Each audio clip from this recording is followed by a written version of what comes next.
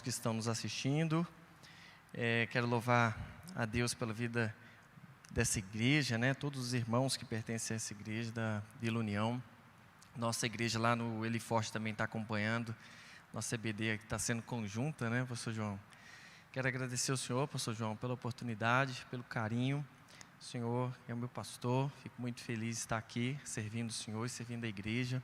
Agradecer também ao nosso irmão Eliel, que é o superintendente. Deus abençoe, irmão Eliel. Obrigado pela confiança.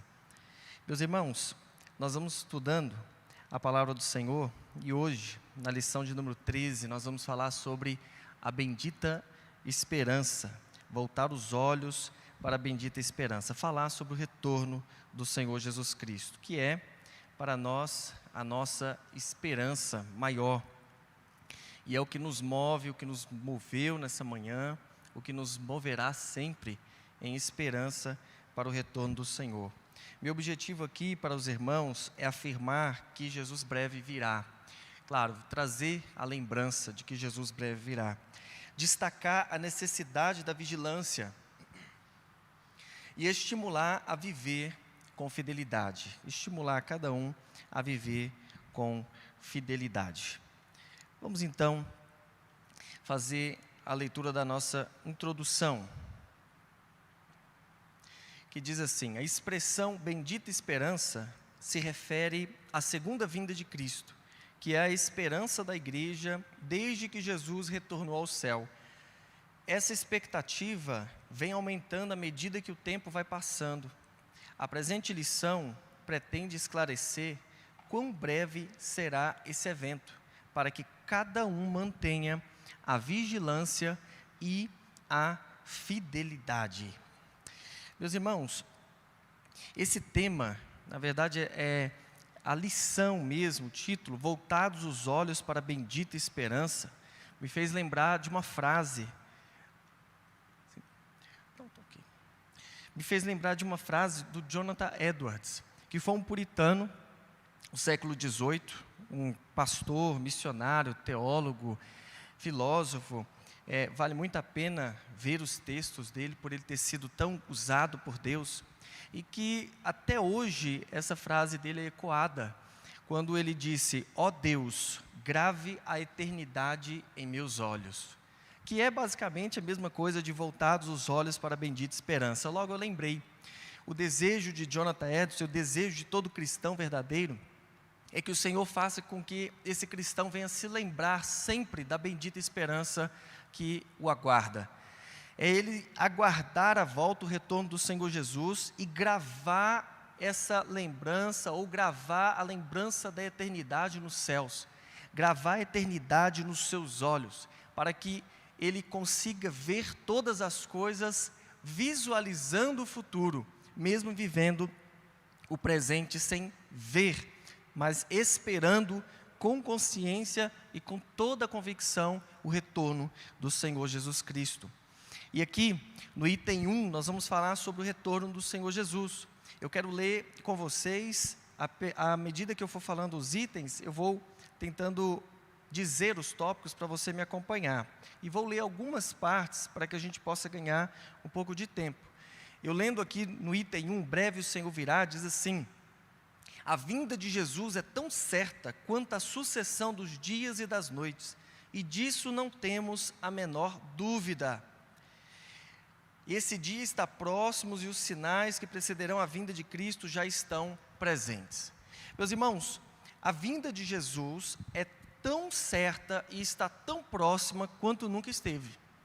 De fato, a cada momento que nós passamos, a cada segundo que nós vivemos, nós estamos mais próximos do retorno do Senhor Jesus, e isso alegra o nosso coração. Nós nunca estamos em um momento igual quanto ao retorno do Senhor, mas nós estamos cada dia mais próximos do seu retorno. Me lembro de uma frase, há uns 10 anos atrás, quando eu estava lendo um livro, em que o autor sugeriu um tema a respeito do ateísmo cristão. E eu achei aquilo curioso, porque todo ateu é aquele que não acredita na divindade, ou não acredita na pessoa de Deus. E aí, ele disse que existem pessoas que costumam acreditar no ateísmo, viver, mesmo se não acreditar, no ateísmo cristão. Um ateísmo cristão seria contraditório, mas ateísmo cristão se referia, segundo ele, a o cristão que crê no Senhor, que faz parte do cristianismo, mas não tem as verdades vividas na sua vida. Então ele vive como se Deus não existisse. Ele proclama Deus, ele vai à igreja, ele glorifica a Deus, pelo menos visivelmente, mas ele vive como se Jesus não fosse voltar a qualquer momento. Ele vive sem vigilância, sem santificação, ele é um ateu cristão. Então, quando nós lemos esse aqui, dizemos, a vinda de Jesus é tão certa quanto o dia que nasceu, quanto o dia que nascerá, né, que virá, quanto o sol que vem, que depois se põe, ou as estações. Nada impedirá o agir do Senhor. E no item 1, a vinda de Cristo, ele fala assim, a segunda vinda de Cristo é uma verdade ensinada na Bíblia inteira, com abundância de detalhes nos evangelhos e nas epístolas. Todos os ramos do cristianismo concordam que Jesus um dia voltará. Mas essa unanimidade não ocorre no tocante à maneira como isso vai acontecer. Então é bom a gente frisar que existem partes no nosso doutrinamento cristão que nós não abrimos mão. Toda doutrina cristã, ela é baseada em princípios. E nós temos princípios bíblicos. Esses princípios, eles precisam ser logicamente bíblicos, mas nós temos um escopo histórico. Nós temos tantas doutrinas que foram sendo colocadas, mandadas para a igreja e de alguma forma desviadas do padrão bíblico, que nós temos também que olhar para a história e ver se a igreja tem andado no caminho correto da Bíblia. Vendo isso, nós percebemos que as doutrinas principais, quais são algumas delas? Que Jesus é Deus, Ele é totalmente Deus, Ele é totalmente homem, que Deus é Trindade, o Deus Pai, o Deus Filho, o Deus Espírito Santo, que Jesus morreu, condenou-se, né, para levar a maldição dos nossos pecados, que Ele justificou a sua igreja, que Ele é Senhor sobre tudo e sobre todos, que Ele retornará. Essas doutrinas, esses princípios, nós não podemos abrir mão, e eles fazem parte de todo o doutrinamento de um cristão verdadeiro. Mas existem algumas doutrinas que têm muitas divergências, muitos pontos de vista, dependendo, às vezes até mesmo dentro da própria denominação, existem pessoas que acreditam de formas diferentes com relação a algumas doutrinas. A doutrina da escatologia, ou a doutrina do fim dos tempos, que é a doutrina do arrebatamento, a doutrina do nosso futuro, é uma doutrina que causa um certo alvoroço e algumas polêmicas. Então, principalmente com relação à forma, a maneira como isso se dará, o arrebatamento, como será no céu. Nós temos algumas coisas que nós encontramos na Bíblia, algumas passagens bíblicas que nos trazem, no geral, aquilo que nós precisamos entender. Mas algumas outras coisas, nós não temos ainda a total clareza. O Senhor Deus quis assim, e é por isso que existem tantas doutrinas a respeito da escatologia. É o que o autor falou. De fato, existem muitos pontos de vista a respeito da maneira como se dará o arrebatamento, e as demais coisas que virão sucessivamente. Porém, a segunda vinda de Cristo, ela é ensinada e é claramente colocada diante de todo cristão, e todo cristão e toda igreja que se preze, que se coloque como uma igreja bíblica, é uma igreja que aguarda o retorno do Senhor Jesus. Essa doutrina, ela é principal. A maneira como isso pode acontecer vai divergir. E aí eu pesquisei alguma coisa a respeito disso, sobre essas maneiras, sobre os pontos de vista, e vi uma pesquisa feita nos Estados Unidos, do Instituto Lifeway, de pesquisas, só para ter uma noção a respeito dessas maneiras. Talvez aqui no Brasil isso possa mudar alguma coisa, possa ter alguma divergência, alguma diferença, mas para nós termos uma noção. Eu acreditava que, e ainda nós acreditamos, né, que era só um jeito que iria acontecer. Aquilo que a gente ouviu, né, é algo que todos os cristãos acreditam, mas a gente entende que existem cristãos verdadeiros, cristãos bíblicos, cristãos que vão morar conosco no céu, que acreditam de uma forma diferente de nós com relação à forma como se dará a escatologia. E aí eu vi que nessa pesquisa, 36% dos pastores, que são os homens que ensinam a igreja, eles são pré-tribulacionistas. O que é isso? Eles acreditam que a igreja será arrebatada e depois virá a grande tribulação, aquele período de 7 anos, em que nós vamos ver o surgimento do anticristo e todas essas sucessões que a gente vê em Apocalipse.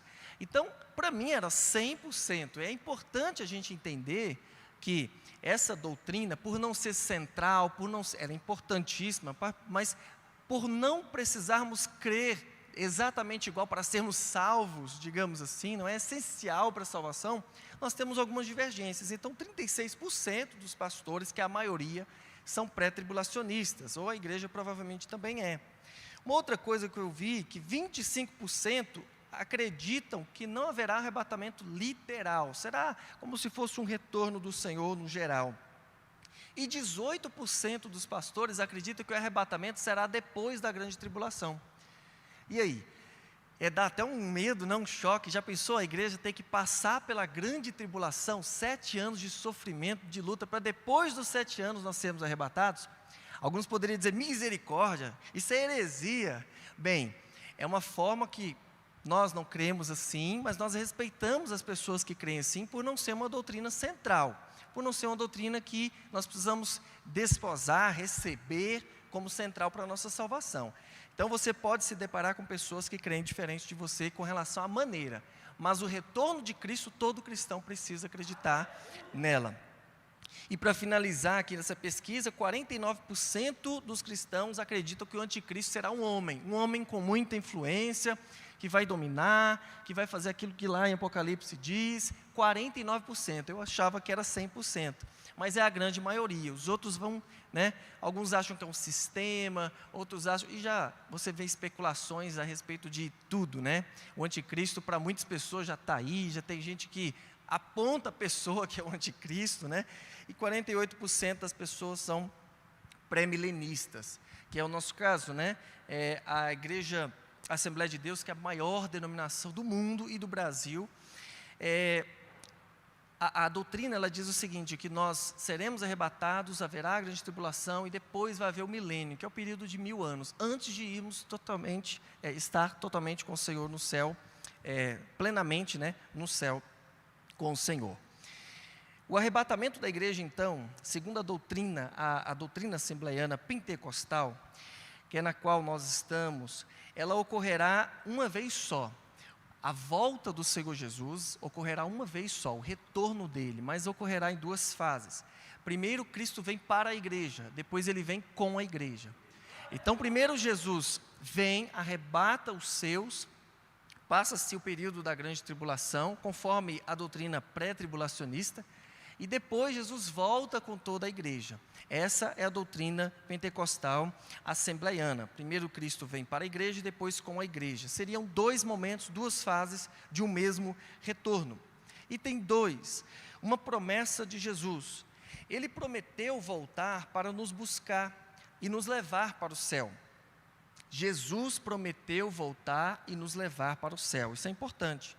Mas parece que antes do Pentecostes, os discípulos ainda não tinham uma compreensão exata dessa vinda.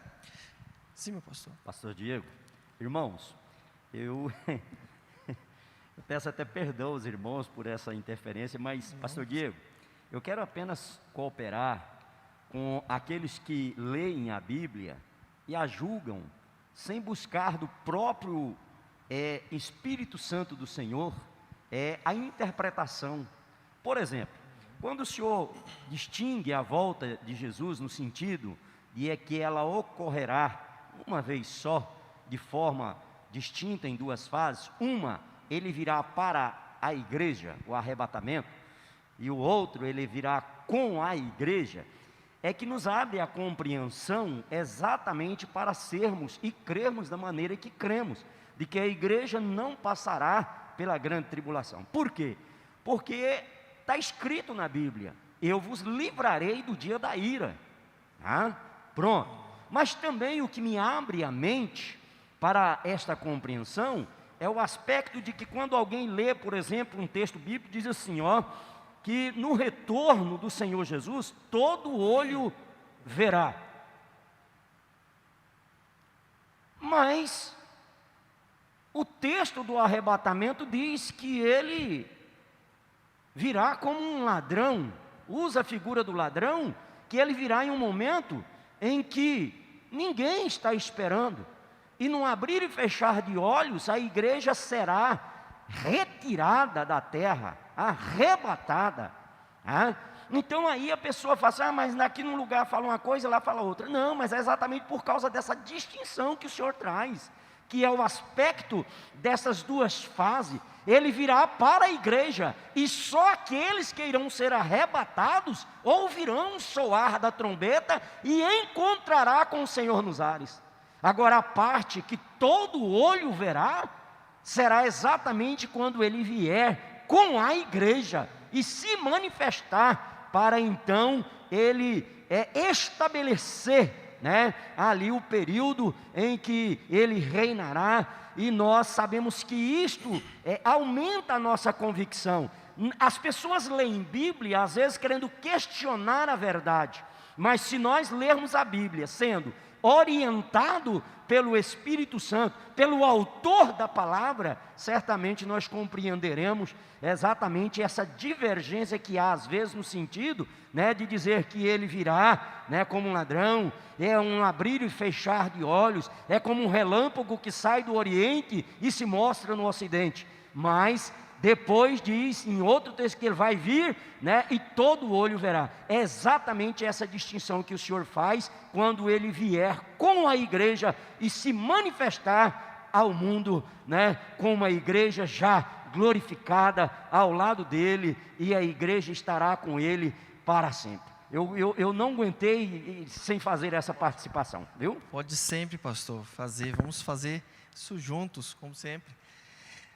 E falar sobre arrebatamento, pastor João, falando sobre arrebatamento, vai enchendo aqui nossa esperança.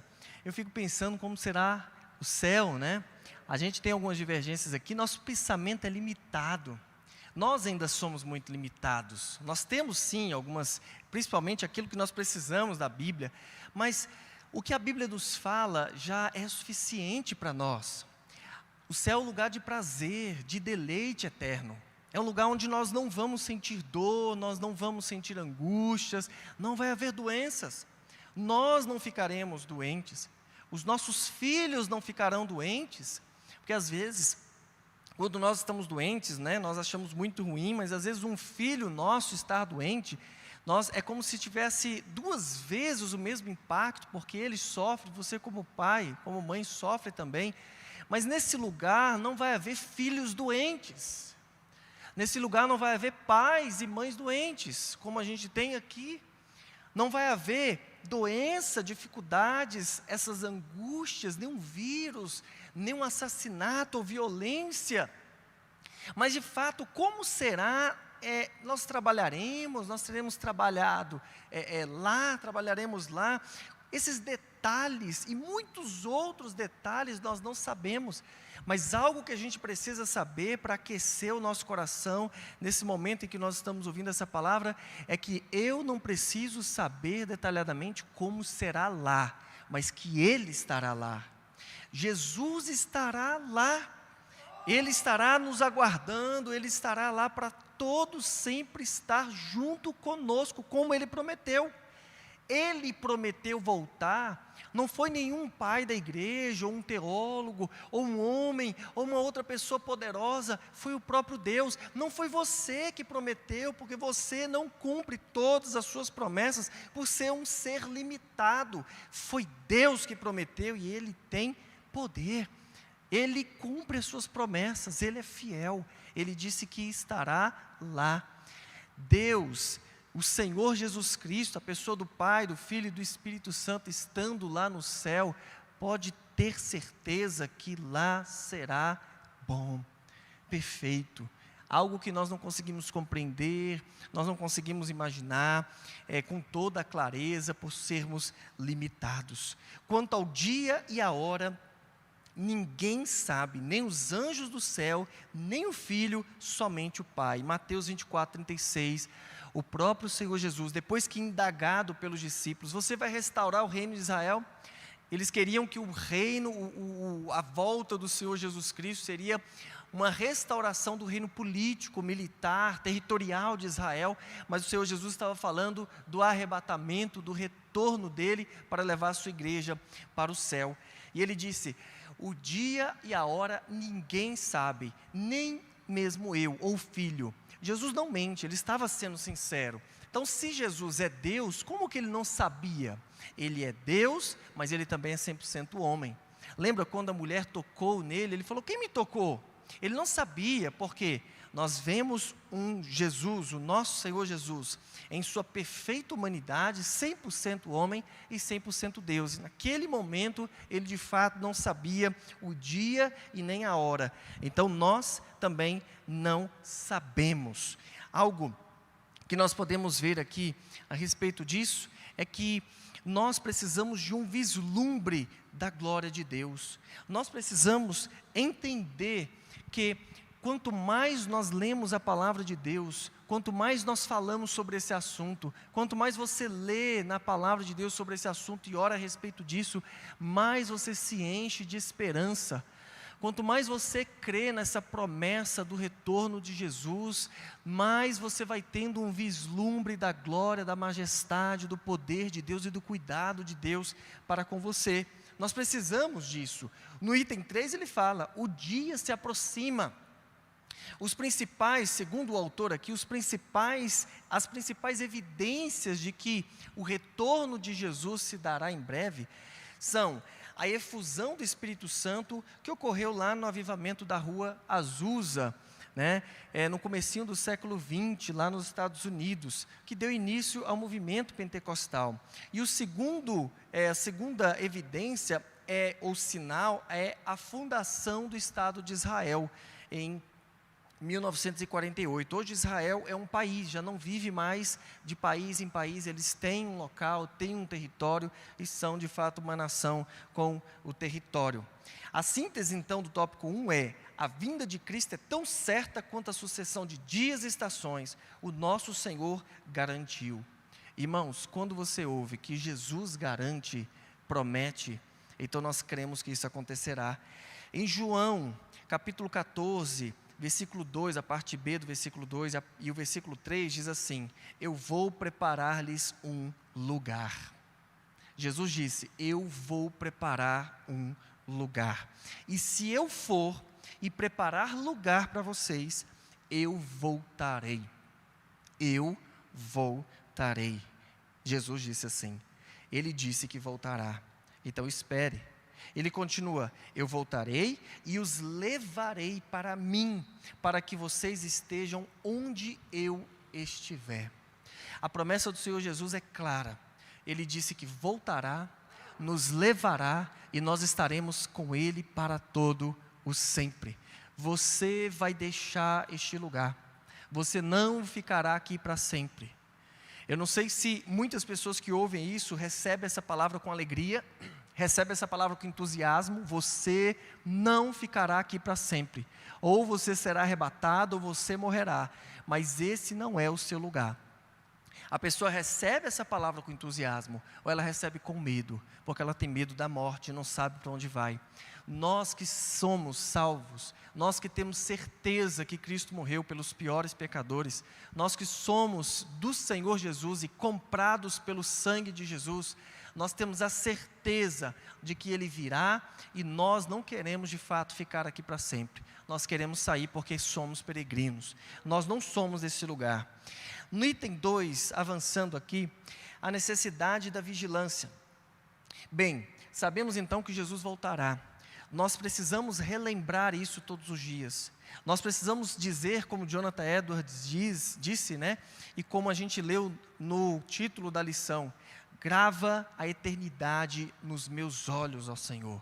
Faça eu ver essa eternidade, me lembrar, viver essa verdade, essa promessa todos os dias da minha vida. Para isso, nós precisamos aguardar o seu retorno. O Senhor Jesus, Ele já disse: nós não devemos marcar o dia e a hora. Nós não sabemos o retorno, o dia do retorno, o momento em que Ele retornará. Por que as pessoas querem tanto marcar o retorno do Senhor Jesus? Em breve nós vamos falar isso no outro tópico. Pessoas que têm marcado no decorrer dos tempos o retorno do Senhor Jesus com datas, dias ou épocas. Seria o egoísmo? Ele está salvo, então é melhor eu logo ir embora. E as pessoas que Ele precisa pregar para elas? E aqueles que Cristo quer alcançar? E aquelas pessoas que nós precisamos evangelizar? Seria o medo da morte? É melhor eu ser arrebatado do que morrer. Porque a morte é algo muito terrível para mim, assustador. Bem, quem poderia dizer que ficaria tranquilo diante da morte, né? O Senhor Jesus, em sua humanidade, Ele estava angustiado, não com medo da morte, porque o nosso capitão não tem medo, mas Ele era totalmente humano. Então, Ele sofreu, e nós sabemos o que é um sofrimento, de alguma forma. O sofrimento pode ser uma coisa rápida, ou pode ser algo lento. Então nós talvez tenhamos medo da morte. Isso faça com que a gente viva marcando talvez o retorno, ou a época desse retorno, mas isso não é bom, porque como Paulo fala, a morte para mim é lucro. Se ele morresse naquele momento, ele estava bem, porque ele estaria com o Senhor. Ele disse uma vez: miserável homem que sou, quem me livrará do corpo dessa morte? Lá em Romanos 7, mas graças a Deus, né, graças a Cristo, eu estou com o Senhor. Ele sabia que se ele morresse, ele estaria com o Senhor, estaria no lugar melhor. Mas ele continua dizendo que era melhor estar vivo, porque Deus deu a ele a oportunidade de estar vivo naquele momento, para que ele fizesse algo. Então, se eu e você estamos vivos, é porque o Senhor Deus quer. E se nós estamos vivos, é porque nós temos uma missão ainda. Porque o momento em que o Senhor Deus disser para você, ou Ele quiser, né, te trazer, te levar, e pela morte você morrerá. E a morte é lucro, porque nós estamos com o Senhor. Mas muitas das pessoas, eles têm certeza, é claro que eles estão completamente equivocados em ter certeza, porque eles não sabem disso. Eles têm certeza que não vão morrer. Eles têm certeza que serão arrebatados. Seria o medo da morte? Seria o egoísmo, porque ele já está salvo? Ou seria talvez a preguiça de vigiar? Porque um verdadeiro cristão está sempre em crescimento, sempre vigiando. E ele sabe que ele precisa estar sendo fiel até o fim. Porque se ele não ser fiel até o fim, não perseverar até o fim, ele não será salvo. Então ele talvez acredite que esteja em uma posição espiritual boa nesse momento. Eu não tenho tantos pecados, eu estou buscando a Deus, eu estou indo à igreja. Então Jesus tem que voltar logo, porque vai que eu caia, vai que eu desvie da fé. Meus irmãos, isso é o que nós vamos ver aqui. Nós não temos que ter preguiça de vigiar ou achar que nós estamos em algum momento salvos e nesse medo. Nós não podemos ter a certeza da salvação com medo. O medo não faz parte da vida cristã. Nós precisamos ter certeza da salvação e, claro, perseverar e se esforçar até o fim. É interessante, pastor Diego, eu gosto muito desse ponto que o senhor colocou, porque quando eu observo a expressão que ele virá como ladrão, não quer dizer que a igreja será pega de surpresa. Por quê? Porque nós temos exatamente esta clarificação da palavra de Deus em nossos corações, temos comunhão uns com os outros, estamos procurando ser zelosos e viver na luz, e cada dia nós avivamos a bendita esperança. Bom, se eu estou baseado em tudo isso, então o dia do Senhor virá como um ladrão, mas não surpreenderá a igreja, porque é para isso que a igreja está sendo preparada. Eu gosto muito dos pregadores quando eles utilizam ali aquela parábola das noivas, né? As noivas prudentes, né? E as insensatas, né? Aquelas que tinham azeite, ou seja, estavam prontas, mesmo se a lamparina acabasse, elas teriam reserva para poder continuar na luz. Mas tinham, né, as virgens loucas, que acabou o azeite, acabou a claridade. Significa dizer exatamente isso. Não basta você dizer que é crente, não basta você vir à igreja, Não é suficiente você portar um cartão de membro e nem participar da ceia.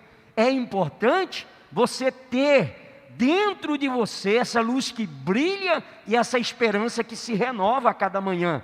Para que eu viva a esperança do arrebatamento, eu tenha a esperança da salvação e eu não fique muitas das vezes dominado apenas pelo medo, né, de não ser arrebatado. Será que eu vou ser? Então, como o Senhor diz, não, hoje eu estou numa situação favorável, se eu morresse hoje seria bom porque eu vou para o céu. Não é assim. Por quê? Porque aquele que renova a sua esperança, aquele que está como as virgens prudentes, eles estarão na luz, e quando o Senhor voltar, eles serão chamados ao encontro do Senhor nos ares. Então eu gosto muito deste momento, porque ele me diz para que eu esteja apercebido.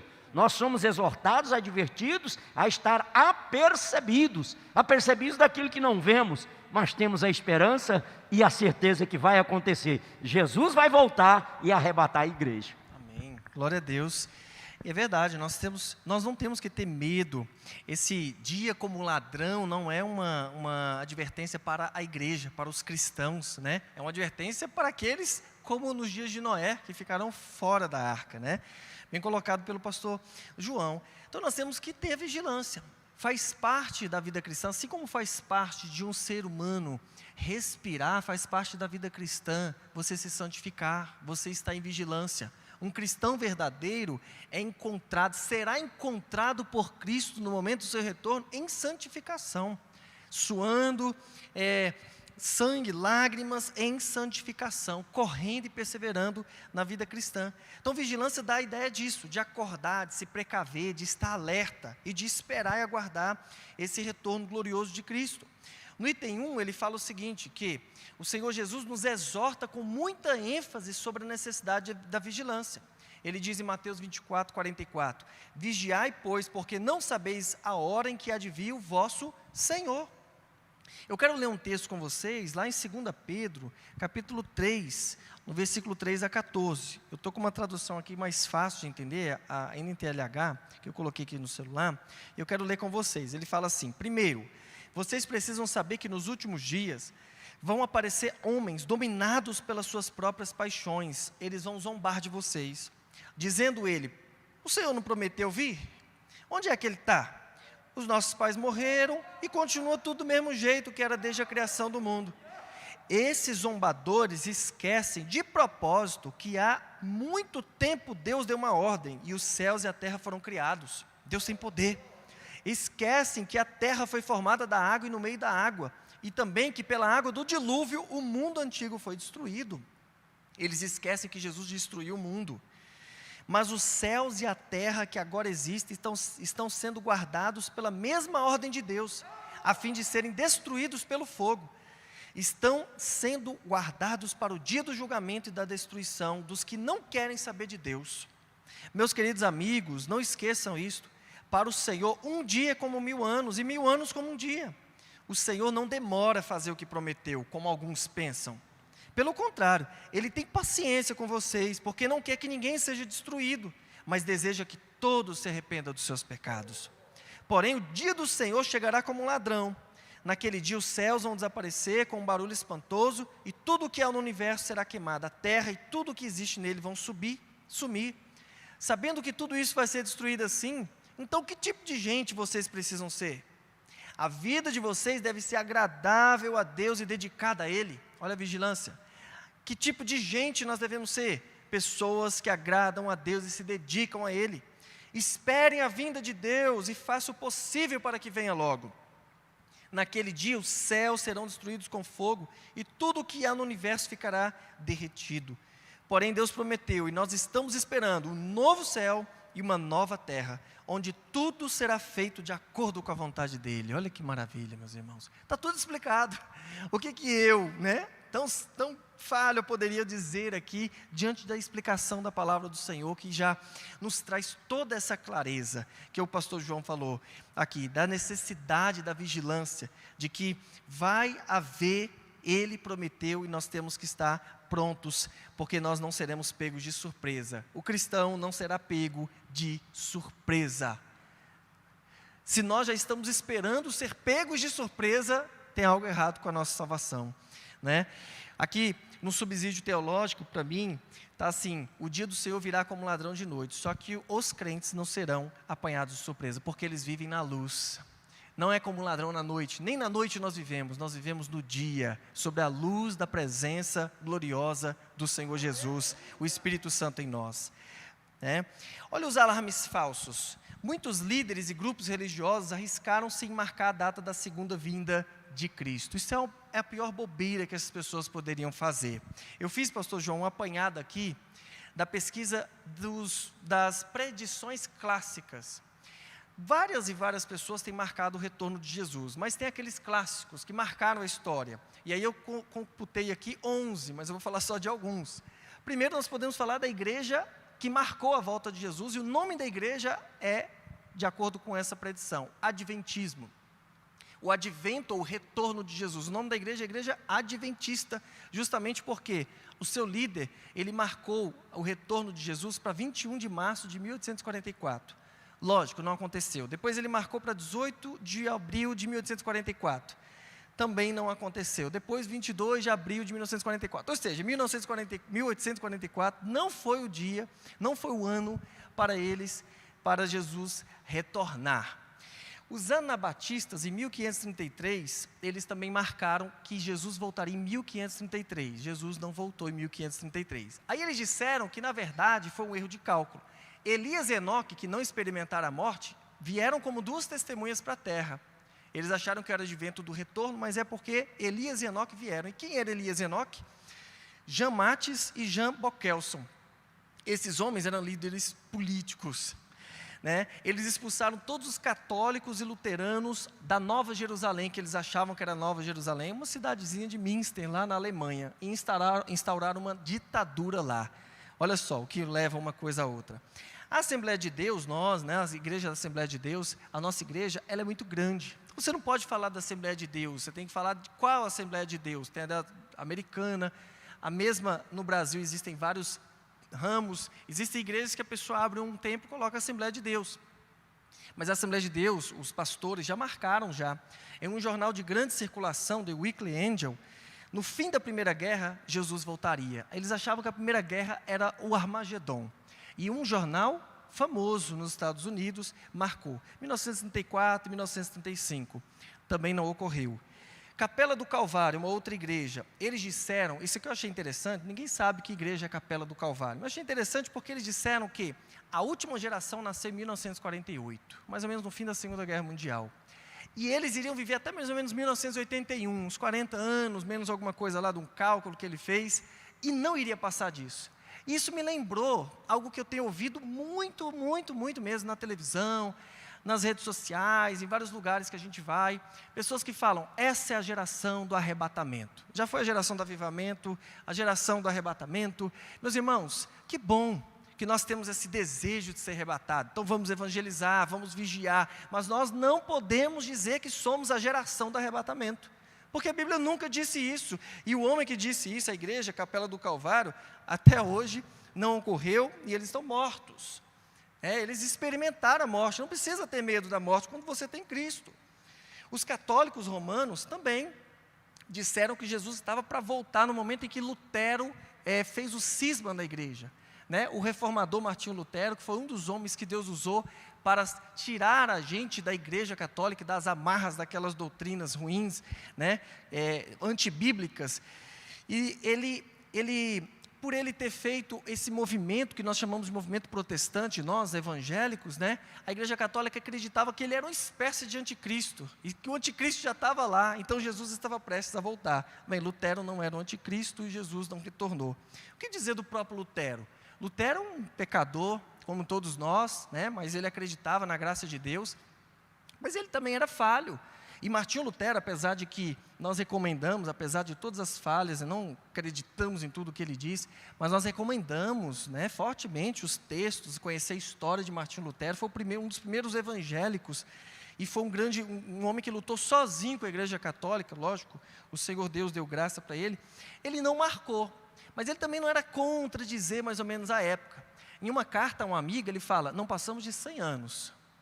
Ele achava que a Igreja Católica, por naquele momento estar tão corrompida, ela representava, o anticristo não era um homem, mas era aquele sistema.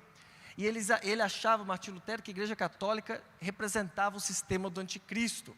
E havia uma guerra com os turcos estavam invadindo a Áustria, e ele achava que aquilo era o princípio do fim. Então Martinho Lutero também acreditava que não passaria dos 100 anos, já se passou 500 anos aproximadamente, cá estamos. Se disséssemos para ele, se voltássemos no tempo: Lutero, eu sei que você não gosta de marcar a data, mas você disse que é mais ou menos 100 anos, você que é um doutor em teologia, eu vim lá de 2021, estamos lá, esperando o retorno de Cristo. Ele talvez, com certeza, né, ele não acreditaria, mas nós sim, temos algumas predições nesse sentido, para nos alertar de que nós não devemos fazer predições a respeito do retorno de Cristo. E podemos dizer também dos testemunhos de Jeová, dos Mórmons e mais outros. Os testemunhos de Jeová chegaram a fazer uma mansão para Jesus retornar e vir nessa mansão. Quem morou nela foram os líderes, é lógico, né? Então, meus irmãos, nós temos que tomar bastante cuidado com os alarmes falsos. Não saber a data é bom para você se manter vigilante. Não saber nem se você vai ser a geração do arrebatamento é ótimo, porque ele pode vir daqui 1 minuto, e será lindo se Jesus vier daqui 1 minuto, e a gente deixar isso aqui, é o que eu mais quero, ser arrebatado. Mas ele pode vir daqui 500 anos, quem sabe? Só o Senhor sabe, se ele virá daqui 1 minuto, daqui 500 anos, daqui 1000 anos, daqui 1 milhão de anos, mas não vai passar. Quem somos nós para dizer que não? Deus é que sabe, nós somos seres limitados. Deus é Deus, você e eu somos apenas homens falhos e limitados. Nós nos colocamos diante do Senhor, nós nos curvamos diante da bendita palavra do Senhor, aguardamos o retorno de Cristo, e nós, mesmo sem saber, nós temos a firme convicção das palavras dele. Ele disse: eu voltarei e levarei vocês. Se satisfaçam com isso. Nós não precisamos de todas as profecias que vocês acham que precisam saber a respeito do seu próprio futuro. Nós não precisamos saber do que vai acontecer no futuro com a sua vida. O que você precisa saber é o que aconteceu com você. Você foi achado. Cristo te encontrou. Você estava no lamaçal do pecado, Ele te achou, e Ele é Deus, e Ele é fiel. Ele falou: eu vou buscar você, eu vou buscar a igreja. Simples assim. Isso traz motivação para vivermos uma vida santa, como se Ele viesse hoje, o que nós de fato não sabemos. Então, o item 3, para finalizar, nós podemos dizer aqui, vou ler no começo: viver com fidelidade é adotar um estilo de vida cristão na esperança da vinda de Jesus. Nós temos que viver com fidelidade. Definição de fidelidade é a qualidade de ser cheio de fé, leal. Fidelidade é a demonstração de fé. Se você está vivendo com vigilância, com santidade, como se Jesus fosse voltar após a escola bíblica dominical acabar, você está vivendo com fé. Você tem fé, convicção e crê na promessa do Senhor Jesus Cristo. Isso demonstra lealdade com Deus, demonstra respeito. Eu não vou dizer que marcar o dia do Senhor, eu acredito que seja um desrespeito. Marcar a época, a geração, talvez seja uma ansiedade que não passa de algo muito superficial. Mas cuidado para não desrespeitar isso. Se o Senhor não quer que você saiba, é porque você precisa de fato não saber nesse momento. E você precisa ser fiel e demonstrar que crê mesmo sem ver. E isso nós temos que ter a certeza de que vai acontecer e ser fiel nesse sentido. Deus é fiel, você precisa também ser fiel. Olha o item 2, a fidelidade de Deus. Deus é fiel, a fidelidade dele é grande, e isso expressa uma absoluta confiança. Lamentações 3:23, as misericórdias do Senhor são a causa de não sermos consumidos, elas não têm fim.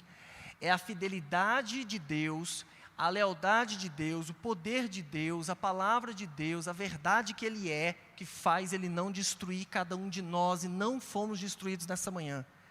Ele olhou para nós e teve misericórdia, porque nós merecíamos ser destruídos, nós merecemos a condenação do pecado, mas o Senhor Deus nos livra dessa condenação, Ele lança sobre Cristo a condenação, Ele lança sobre Cristo a culpa do pecado e nos absolve dos nossos erros, nos faz justo, nos declara justo pela pessoa de Jesus Cristo. Ele é fiel para nos salvar e manter essa salvação. Ele é fiel para te salvar e manter essa salvação, fortalecendo você, te santificando, deixando o Espírito Santo junto com você até o fim, fazendo você ficar firme, te dando todo o ânimo e você se esforçando. Agora, Deus não vai te abandonar nunca, jamais, não importa o que aconteça. Isso é a fidelidade de Deus. No item 3 nós temos a resposta. E nós? Como nós vamos responder essa fidelidade de Deus? A fidelidade é uma das virtudes cristãs provenientes do Espírito da vida do crente.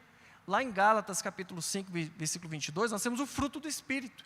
E um dos frutos do Espírito é a fidelidade, ou a fé. Em 1 de João, capítulo 3, versículo 6, nós lemos lá assim: todo aquele que nele permanece não está no pecado. Todo aquele que permanece em Jesus não está no pecado. Ou seja, não é que não peca. Nós pecamos, nos arrependemos, nos enojamos do que nós fazemos, nos arrependemos e buscamos mudar. Mas nós não praticamos esse pecado, não temos prazer nesse pecado e buscamos glorificar a Deus com a nossa vida, o testemunho. Mas ele fala, todo aquele que está na prática ou no pecado, não viu a Deus e nem conheceu a Deus. Em que sentido conhecer? Todos conhecem, é amar, é tê-lo, é ser recebido por Ele. Aquele que foi visto por Deus, aquele que foi conhecido por Deus e que viu a Deus e conheceu a Deus, ele não está no pecado, porque todo aquele que está no pecado não viu a Deus, não o conheceu, nunca teve experiência com o Senhor, foi crente, foi cristão, foi da igreja, mas nunca o conheceu verdadeiramente, nunca conhecer, aqui a palavra é amar, ter intimidade, estar com Ele, então ele vive na prática do pecado. No item 4, tempos e as estações, não vos pertence saber os tempos e as estações. Apocalipse 2:10, eu trouxe esse versículo aqui, complementar, que diz assim, não temas das coisas que hás de padecer. Ele dizendo a uma das igrejas do Apocalipse, eis que o diabo lançará alguns de vós na prisão, para que vocês sejam tentados. O próprio Deus advertindo eles de que Ele permitirá que o diabo assole eles por 10 dias. Deus permitindo que o diabo assole eles por 10 dias. Mas ele fala, não temas, vocês vão ter tribulação. O Senhor Deus está dizendo, vocês vão ter tribulação. Nós estamos passando uma tribulação mundial, que é a pandemia do coronavírus. Mas existem várias outras tribulações, e que o Senhor está permitindo. Ele fala, só uma coisa, Ele não diz, eu vou te dar uma vitória em tantos dias. Ele falou, vai ser de 10 dias, mas eu peço algo, ser fiel até a sua morte. Ele fala, eu vou dar a você a coroa da vida. É o que ele diz na conclusão. Esse Jesus que dentre vós foi recebido em cima do céu, há de vir assim como para o céu vistes ir. Assim como ele subiu para o céu, ele voltará e virá buscar a igreja. A volta de Jesus para nos levar ao céu é a esperança da igreja. Nós temos uma instrução clara do Senhor Jesus, como a gente vê em Apocalipse 2:10 e em várias outras partes da Bíblia. Ser fiel até a morte, perseverar até o fim. Jesus, quando voltar para arrebatar a sua igreja, Ele vai encontrar o cristão correndo, não deitado numa rede, descansando, ou em pecado, chafurdando em seu pecado, porque uma pessoa que chafurda em seu pecado, alguém que vive nesse pecado, como diz 1 João 3,6, nunca viu a Deus, nunca o conheceu, nunca teve. Se de fato você é um cristão verdadeiro, Cristo vai te encontrar no momento do arrebatamento, suando, correndo, se esforçando, lutando. Isso não quer dizer, Ele vai te encontrar sem pecado, porque você peca. Só nesse momento que você acordou até agora, você já pecou várias vezes, mas os seus pecados, você arrependido, é levado por Cristo Jesus, e você não vive nessa prática, você não tem esse desejo de pecar, você não está mais dominado pelo pecado, o desejo é de agradar a Deus. Cristo não vai achar pessoas perfeitas, Ele vai achar pessoas justificadas por Cristo. O Senhor vai achar pessoas justificadas e também santificadas, porque o Senhor Jesus não veio apenas justificar e salvar os seus, Ele veio justificar, salvar e santificar, para que eles sejam conformados, amoldados à imagem do caráter do Filho de Deus. Em breve Jesus virá. Se Ele vir daqui a alguns minutos, vai ser a melhor coisa de todos os tempos, de toda a sua vida, e você com certeza vai querer ser arrebatado. Caso você não seja arrebatado, caso eu não seja arrebatado, caso nós não sejamos arrebatados nessa geração, nós experimentaremos a morte, mas depois, assim que morrermos, estaremos com o Senhor, já direto com o Senhor, nos braços do Senhor. E depois, quando Ele vier arrebatar a igreja, Ele vai ressuscitar os nossos corpos, e nós teremos um novo corpo, incorruptível e imortal, para a glória dEle. Isso é o que nos sustenta, e isso é suficiente para nós. Vamos fazer uma oração. Senhor, obrigado por sua misericórdia, por sua graça, porque por sua misericórdia fomos libertos, por sua misericórdia nós fomos redimidos, e não vamos mais para o inferno, local onde nós deveríamos ir, porque o salário do pecado é a morte, e o salário de todo aquele que peca é o inferno. Mas o Senhor, por sua misericórdia, nos livrou daquele lugar. E o Senhor, por sua graça, nos colocou em um lugar onde nós não merecíamos estar. Nós sim, Senhor, temos a promessa de estar para sempre com o Senhor no céu. Nós não merecemos estar lá, pois não tiramos 10 na matéria da vida, mas o Senhor tirou para nós essa nota. O Senhor cumpriu as exigências da palavra. O Senhor morreu e levou os nossos pecados. Hoje, nós podemos dizer que pela graça, um presente que nós não merecemos, nós estamos esperando o Teu retorno para sermos salvos. Obrigado, meu Pai, em nome de Jesus. Amém.